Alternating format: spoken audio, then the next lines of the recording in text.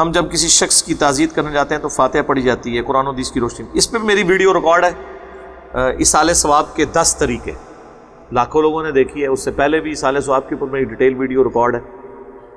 یہ اس طریقے سے جو تعزیت ہوتی ہے یہ تو قرآن و سنت میں کوئی ثابت نہیں۔ زیادہ سے زیادہ آپ یہ کریں گے کہ جب تعزیت کے لیے جائیں تو اس مردے کے لیے دعا کریں، وہ ثابت ہے۔ بخاری مسلم میں حدیث ہے، ابو عامر کی وفات کی خبر جب رسول اللہ کو پہنچی تو آپ نے دونوں ہاتھ اٹھا کے دعا کی کہ اللہ ابو عامر کو بخش دے اور اس سے قیامت کے دن کثیر مخلوق پر فضیلت عطا فرما۔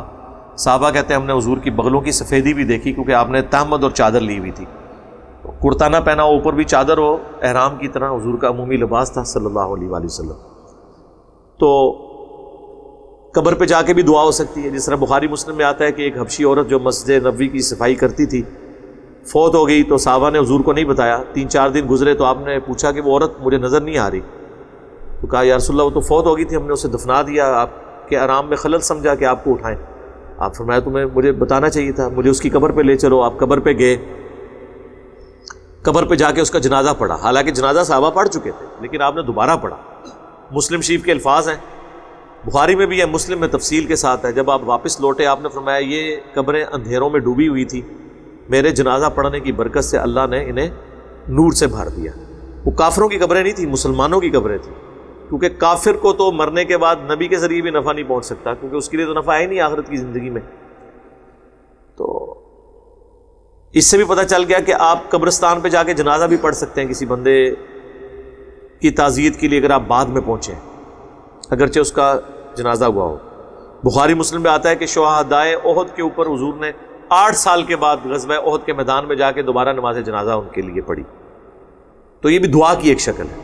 قبر پہ بھی آپ ہاتھ اٹھا کے دعا کر سکتے ہیں، صحیح مسلم میں نبی علیہ السلام نے 3 دفعہ ہاتھ اٹھا کے بقیع غرقد قبرستان میں دعا کی۔ سیدہ عائشہ نے روایت کی ہے، بڑی لمبی حدیث ہے، وہ میں نے بیان کی بھی ہے۔ تو آپ قبر پہ ہاتھ اٹھا کے قبر والے کے لیے مانگنا ہے، قبر والے سے نہیں مانگنا۔ صحیح مسلم میں حدیث ہے، السلام علیکم اہل الدیار من المؤمنین والمسلمین، یہاں جو مسلمان مومنین اور مسلمین دفن ہو تم پر اللہ کی طرف سے سلامتی ہو۔ السلام علیکم اہل الدیار من المؤمنین والمسلمین وَإِنَّا إِن شَاءَ اللَّهُ بِكُمْ لَلَاحِقُونَ نَسْأَلُ اللَّهَ لَنَا وَلَكُمُ الْعَافِيَةَ، ہم بھی عنقریب مر کے تمہارے ساتھ ملنے والے ہیں، ہم اللہ کے حضور اپنے لیے اور تمہارے لیے عافیت کا سوال کرتے ہیں۔ تو یہ کریں، روزانہ کریں، قبرستان جانے کی ضرورت نہیں ہے، آپ اپنی نمازوں میں دعا کریں مردوں کے لیے۔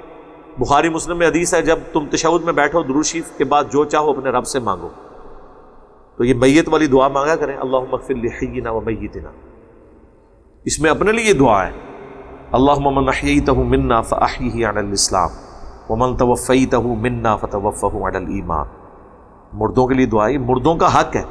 ربنا اغفر لنا ولاخواننا الذین سبقونا بالایمان، اہل ایمان کی نشانی ہے، وہ اللہ کے حضور دعا کرتے ہیں کہ اللہ ایمان کی حالت میں جو لوگ ہم سے پہلے جا چکے ان کے لیے ہم مغفرت کا سوال کرتے ہیں، ہمارے دل میں ان کے لیے کوئی غل کوئی کجی باقی نہ رکھ۔ تو یہ مردوں کا حق ہے، میں تو بلا ناغا سب کے لیے دعا کر کے سوتا ہوں، یہ حق ہے میرے اوپر تو خیر زیادہ حق ہے۔ جامعہ ترمذی میں حدیث ہے جو کسی قوم کا امام ہوتا ہے اور وہ صرف اپنے لیے دعا کرے اور اپنے متعلقین کے لیے دعا نہ کرے تو وہ خائن ہے۔ اسی سے اجتماعی دعا نکالی ہے نا بریلوی دیوبندیوں نے، اس میں اجتماعی دعا کا تو ذکر ہی نہیں ہے۔ وہ تو یہ کہ جب اپنے لیے دعا کرے تو اپنے ساتھیوں کو بھی یاد رکھے۔ تو وہ چاہے امام مسجد ہو یا کوئی کسی مذہبی جماعت کا لیڈر ہو یا کسی تحریک کو لے کے چل رہا ہو، اس کا کام ہے کہ وہ اپنے متعلقین کے لیے۔ میرا تو خیال ہے کوئی دن نہیں ایسا گزرتا کہ ہم سے متعلقہ کوئی بندہ فوت نہ ہوتا ہو، لاکھوں کی تعداد میں ہیں لوگ، ان کے اپنے رشتہ دار ہیں، روزانہ ہمیں تو خبریں بھی آتی ہیں، خبریں نام ہی آئیں ہمیں پتہ ہے کہ یار اتنے لوگ فوت ہو جاتے ہیں۔ تو یقین کریں میرے تو غم میں اضافہ ہوتا ہے جب مجھے اس طرح کی خبر سننے کو ملتی ہے۔ کچھ عرصہ پہلے مجھے سعودیہ سے بھائیوں نے کہا کہ وہ 3-4 بھائی تھے، وہ سڑک پہ کوئی صفائی کر رہے تھے، پیچھے سے ٹریلا آیا کچل دیا۔ وہ چاروں بھائی ویڈیوز دیکھتے تھے، کوئی بنگلہ دیش سے تھا، کوئی پاکستان سے تھا، کوئی انڈیا سے تھا۔ تو اس طرح کی مجھے تو بہت خبریں ملتی ہیں، کئی ایسے لوگوں کی جو کئی سال سے دیکھ رہے ہیں، یہاں ملاقات کے لیے نہیں پہنچ سکے، بڑھاپے کی وجہ سے، اپنی مجبوریوں کی وجہ سے. تو اللہ کا شکر ہے میں تو سب کو دعا میں یاد رکھتا ہوں. ایک تو اللہ کا حکم ہے اور میرے اوپر تو زیادہ، یعنی میرے اوپر یہ اوبلیگیٹری ہے کہ ان سب کے لیے دعا کیجیے، اور آپ لوگ بھی سب کے لیے دعا کریں.